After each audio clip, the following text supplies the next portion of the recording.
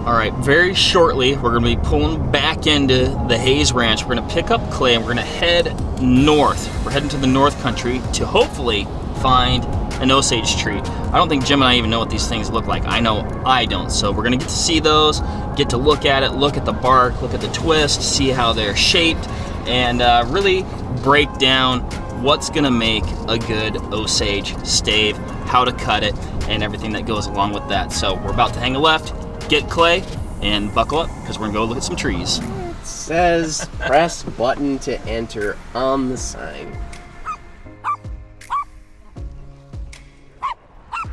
Morning. We need to get to that highway and go that way. There ain't no address where we're going.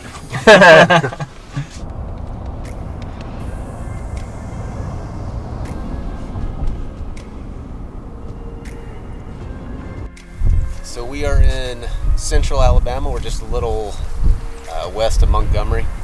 There's a band, it's called the Black Prairie, that goes right through the middle of Alabama and then up the Alabama-Mississippi line. And Osage likes that area.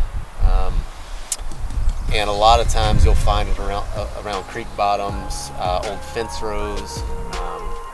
The homesteaders actually, especially in the Midwest, Oklahoma, if you go to some of those areas in Oklahoma and drive down those section roads, it's just Osage as far as you can see in straight lines. And they would use it, it's a thorny bush, or it's a shrubby, thorny thing.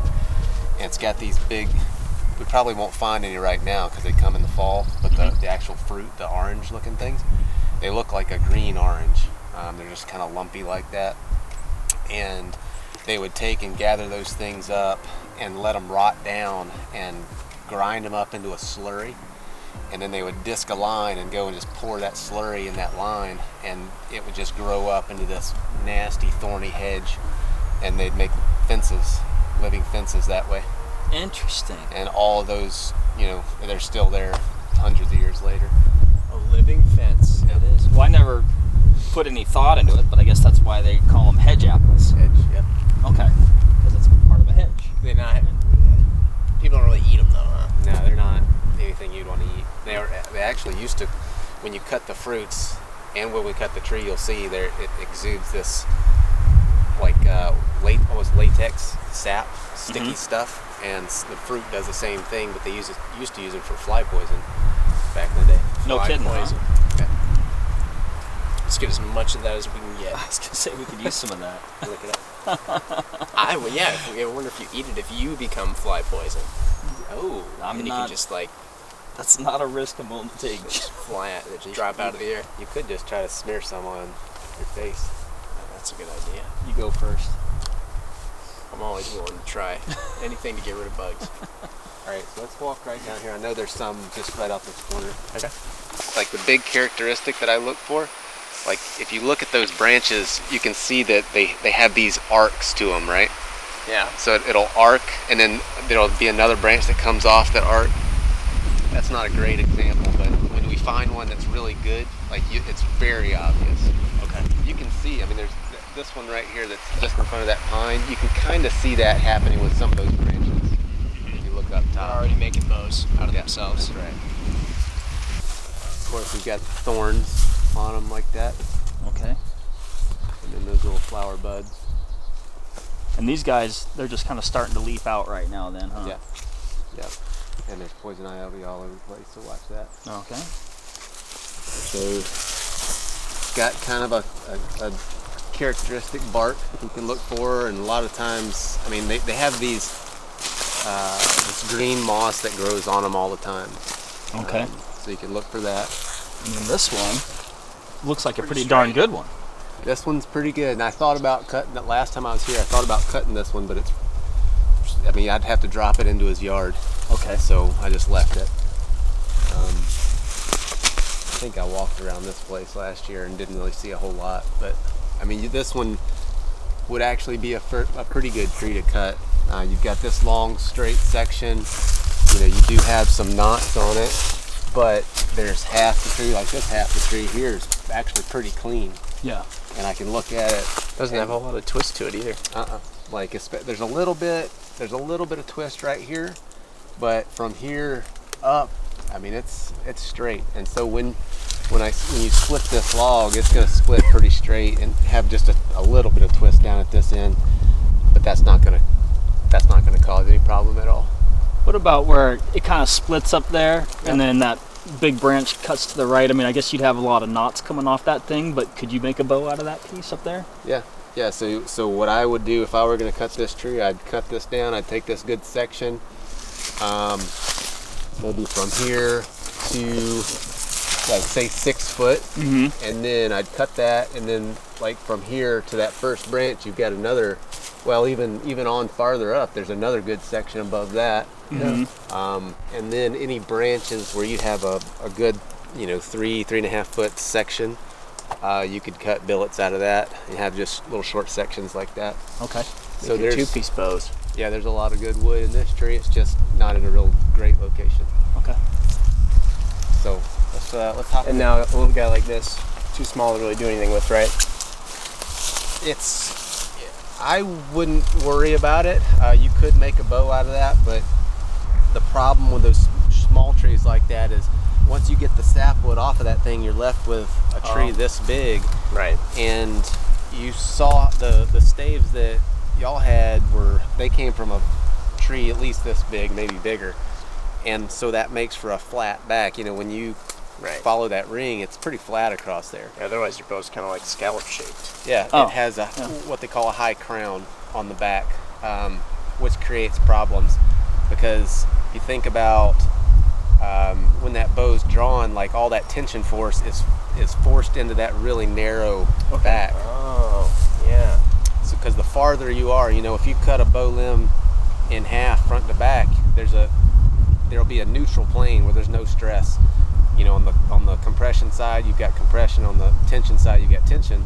But the farther you move out from that neutral plane, the more stress in both tension and compression you get. And those high crowned backs like that, their back is the farthest point from that neutral plane is all in that crest of that crown, and that can create issues there's ways you can get around that, but that's for another time.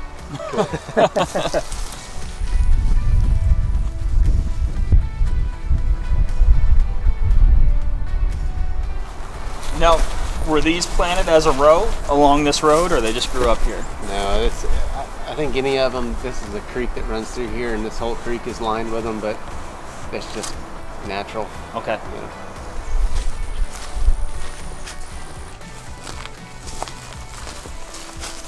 What about... That's an Osage right there? No, this is a red cedar, eastern red cedar.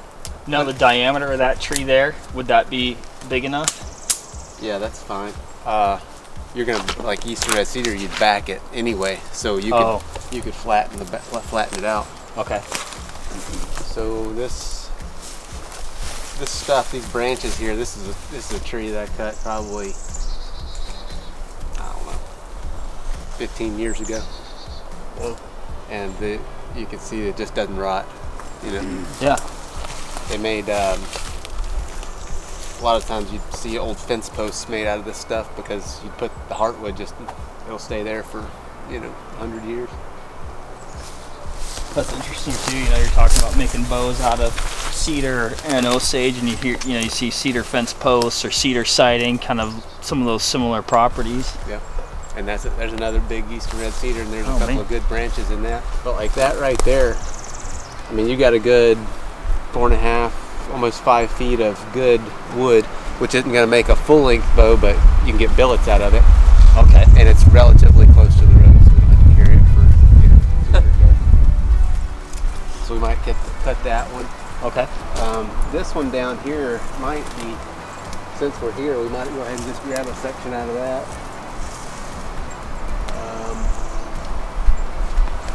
That'll be good to start with. What's this bag? Osage. Is this a huge Osage? I mean, it's a big one, but it wouldn't be like out of the ordinary to find them this big. There's a couple of good sections in there, but I don't really think I want to mess with it today because there's poison ivy all over it. and the top's all hung up. It's kind of like a big job. That section right there would be good. Yeah. Got some billets down here, but then there's a lot of just not very usable wood there. Junk wood. Yeah. I hate poison ivy. So that looks like a straight section, right? Yeah. But you can look at the bark and see it's kind of lumpy. Okay. Just from experience splitting these things, you know, you could cut that and the grain will be almost crisscrossed. And so when you go to split it, you don't get a clean split. You know, there's a lot of grain that's torn out. It makes it harder. You can still make a bow out of that. It's just not going to be nearly as easy. That lumpiness that you're talking about is just kind of this undulation that's going over the top there? Mm-hmm. Okay. So all that's going to be in the grain, which if you want a more challenging bow, you know, if you want something with a lot of character in it, then you could get one out of that. I'm probably ready for that. Yeah, absolutely. Straight bark. It's nice. There's no branches all the way around it. Cut it here, and then you've got a nice, you know, 3.5, 4 foot section for billets. I might get this one. Got poison ivy vine on there. Yep. It'll be a miracle if I don't get poison ivy.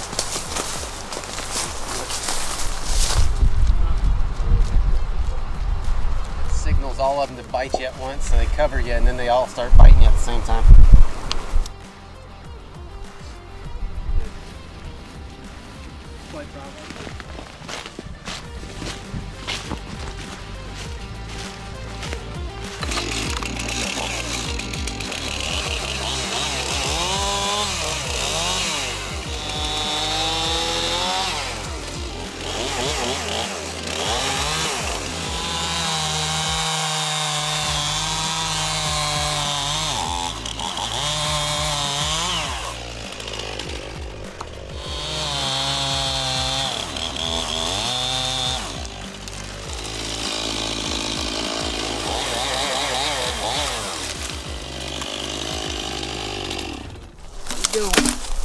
Look at There that. it is, huh? One billet. Might just go ahead and split this in half. Just right here, huh? I'll square this end up. So Clay, when you did that, I mean, that's pretty much, I guess, like you fell in any tree, you came in, cut your wedge on the side that you wanted the tree to fall, and then just came in from the back. Yeah, but I mean, you see, Yeah, it got hung it just up. doesn't fall, you know? Yeah. And so it can be kind of dangerous cutting these things because they don't fall. You know, you're cutting above your head. You know, and people see cutting Osage on videos and stuff. You know, the safety police come out, but they've never cut Osage. Yeah. They just, I mean, there's no way around it. You know, you gotta get them on the ground. So you just figure out the safest way to do it. So I think yesterday or first day we actually talked when we were back in the boat. We talked about valleys in the wood. Yeah. So like that's a great example right there. Like if you were to split that out, this is the back of your bow, or you're facing this way, right? And so you've got this dip, and so you'd have a convex in the back of the bow if you did that, and which that makes it difficult to follow a ring with a draw knife because you're going to span, and you know your knife's going to span that. Right. Sure. So are you looking more for when it's like this, where this would be the back of the bow, and it's Well, you can make a bow out of that. It's just more difficult, you know. It's because you got to use different tools to get down into that valley. Okay. Yeah. Okay.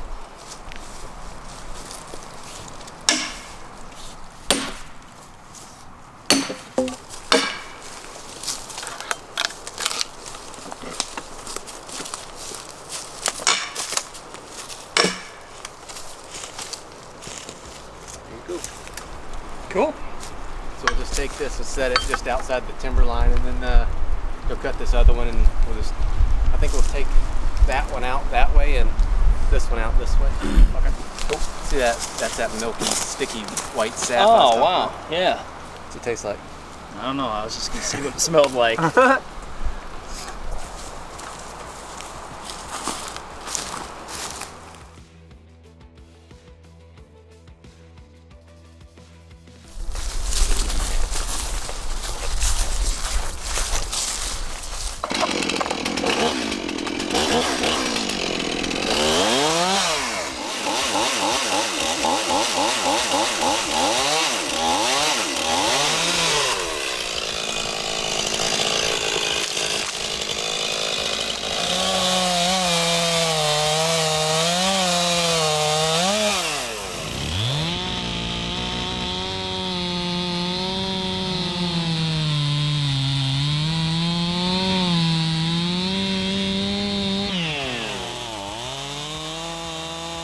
Yeah, that stuff just running out.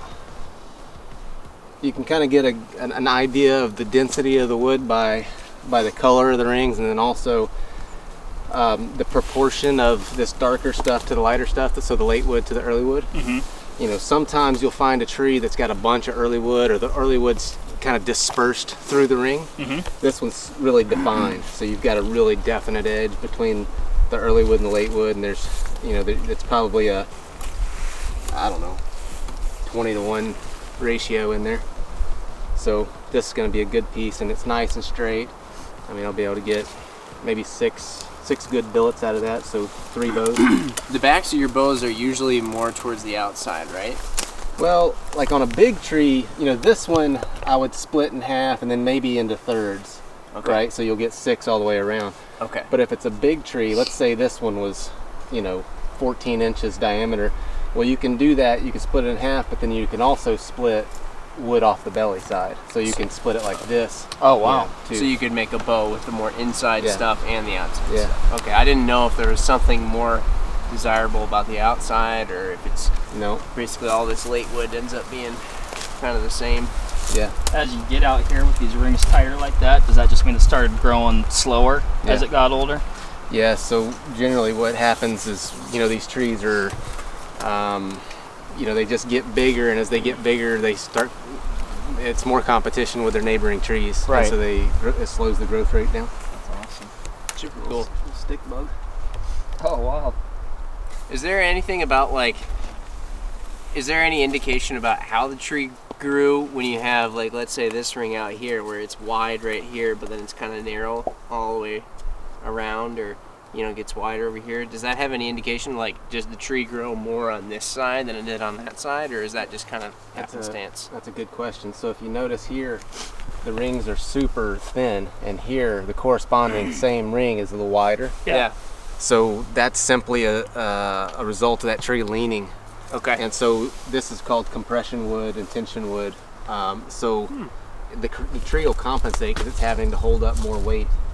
So the tree, these fibers, theoretically, I've never like put it to the test, but they say that these fibers under here are actually better in compression than these fibers, and these, because they're on the tension side of the tree, are better in tension. That's interesting. Yeah. That's, yeah. And those are just crazy tight right there. Yeah. Cool. I dig it. Are we gonna split this one up before we take it out too, or? Yeah, might as well. We'll throw it out there somewhere. Go ahead and split it in half, and we'll carry it out. We'll find our I tools. lost my stick bug. Oh well. He'll be happy. If you know what, if you love it, set it free.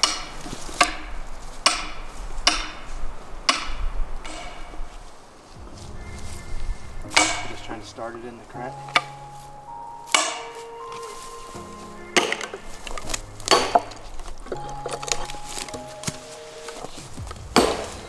Well, carry it out. Yep. Watch the poison ivy. Where? Everywhere? Everywhere. Everywhere. All those little 3-leaf things down there, all that. Everybody always says it's got 3 leaves. That right there. 3 leaves and a red stem. 3 leaves, red stem. Red flower, blue thorns. Instagram Mark, you get everything needed back there? Oh yeah, no. As far as Instagram knows, I did this whole thing. Good. As long as we got that straight. If you want to cut one, we can find one for you to get. I'd cut one. All right. That'd be cool. We'd probably find one back over, like a small one over there where we cut that first one. Okay.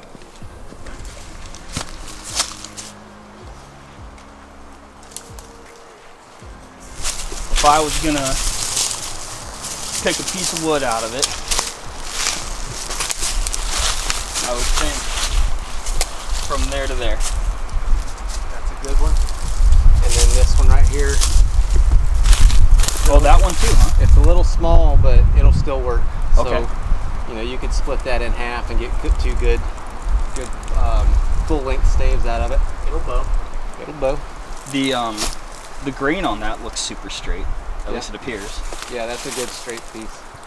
Or at least the grain of the bark, I guess. I don't know if that's considered grain, but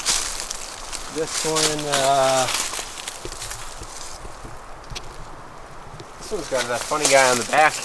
Yeah, coming off of it. Yeah, does that little hump there kind of? I mean, I don't know. I probably wouldn't worry about this because I can tell just by the way it looks, it's a little lumpy. Okay. It's just not going to split clean. She's full of poison ivy too. That's creeper, trumpet creeper. Even the stuff on the backside? Yeah. 5 leaves. I can't identify anything in the woods. I'm just going to stick to calling out cars on the side of the road. So, you know, you got some stuff that's kind of binding it up, but it's not too bad. It's not a very big tree. Right. So, you know, I would it's already leaning that way. So I might just cut a little wedge out of it just so it doesn't bind up. Or, I mean, you don't even really need to do that. You just come in from the back and cut it straight. And it'll fall part of the way, and then do whatever you got to do to get it all the way on the ground. Yep.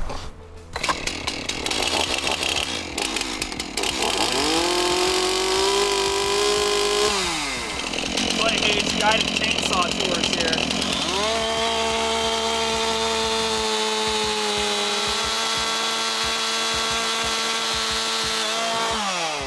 Nose down. There you go. There you go. Check baggage. I want to check this log, please. I think that'll carry on. That's further reason to not get rid of the beard. Yeah. I don't think Mark without the beard would have been able to do that. No. Yeah, it's good for holding sawdust too.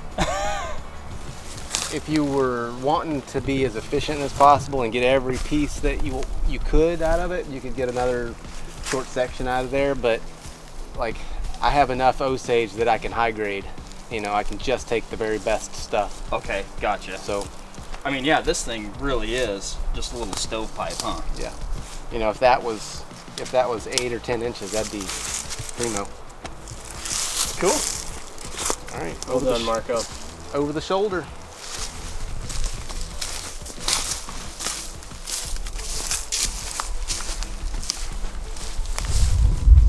Well, Clay showed us how to find an Osage tree. Mark seems to be picking it up pretty well. I'm still working on it, as with most things, finding vegetation-wise. But anyway, we chopped some down, we split some up, and we got to see what our bows originally started out as, or at least a good idea of what our bows originally started out as. So, yeah, thanks, Clay.